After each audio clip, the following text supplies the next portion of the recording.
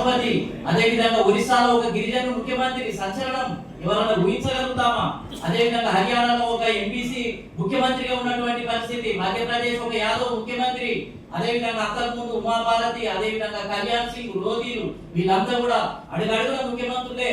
కాబట్టి బీజేపీ ఏనాడో అసలు దానికి ఒక పేరేసి వీళ్ళు ఏంటంటే ఆ మొత్తం ఏంటంటే కాంగ్రెస్ పార్టీ తప్పుడు దృక్పథాలతోటి తానేమో చెయ్యదు, ఇంకొకరిని చేస్తేనేమో ముద్ర వేసి దెబ్బకొట్టడం, వేరే రకంగా ప్రచారం చేయడం.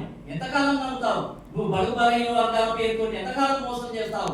కాబట్టి ఈ రాష్ట్రంలో కూడా అనవసరమైనటువంటి ప్రచారాన్ని కొన్ని శక్తులు, కొంతమంది ఏజెంట్లు, ప్రభుత్వానికి తొత్తులు, పదవుల పేరుతోటి, పైసల పేరుతోటి వాళ్ళు తీసే ఎంగిల్ కోసం గవర్నమెంట్ దగ్గర ఉండి తప్పుడు సలహాలు ఇస్తూ, తప్పుడు సూచనలు ఇస్తూ, మొత్తం ఏంటంటే డైరెక్షన్ ఇస్తున్నటువంటి మేధావి వర్గాన్ని కూడా మనం ఇప్పుడు చూస్తున్నాం. జాతికే నమ్మక ద్రోహులుగా పనిచేస్తున్నటువంటి వాళ్ళని చూస్తున్నాం ఈ రోజు.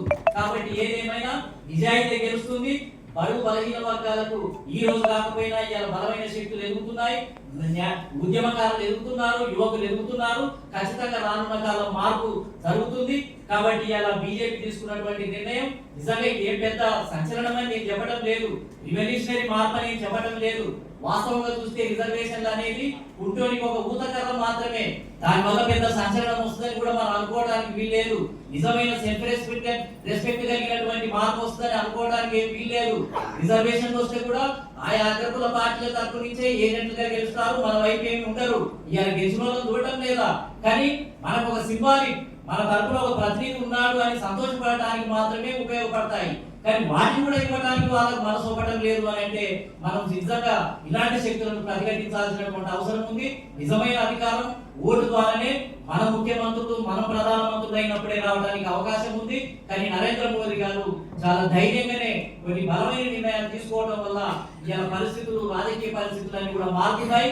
అనివార్యంగా కాంగ్రెస్, ఇతర పార్టీలు కూడా ఇలా నరేంద్ర మోడీ గారు చెప్పిన దానికి అనుకూలంగా మారినటువంటి విధానానికి అనుకూలంగా నిర్ణయాలు తీసుకోవాల్సినటువంటి పరిస్థితి ఏర్పడింది.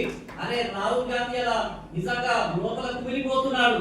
అరే నేను ఏదో డిమాండ్ కోసము, ప్రజల కోసం వెళ్ళడం కోసం, నమ్మించడం కోసము నేనేదో డిమాండ్ పెడితే పుట్టగానే పెడితే అసలు నరేంద్ర మోడీ ఇంత తొందరగా ప్రకటించడం ఏంటిది, అసలు నిజంగా ఇంత తొందరగా ప్రకటించి అవాక్కులు చేయడం ఏంటిది అని లోపల కుమిలిపోతున్నాడు.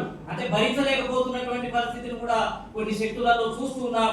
ఏది ఏమైనా వాస్తవాలకు నిర్ణయాలు తీసుకున్న శక్తులకు అనుకూలంగా మద్దతిస్తూనే బలమైన ఉద్యమాన్ని నిర్మించి రానున్న కాలంలో బడుగు బలహీన వర్గాలు రాజ్యాధికారం దిశగా వెళ్లే ఉద్యమాన్ని కూడా బలోపేతం చేసి ముందుకు వెళ్లాలని చెప్పి కోరుకుంటూ ఈ సమయం ఇచ్చిన మీ అందరికీ కూడా కృతజ్ఞత తెలియజేస్తూ సెలవు తీసుకుంటున్నాను. జై పూలే, జై భీమ్, జై భారత్.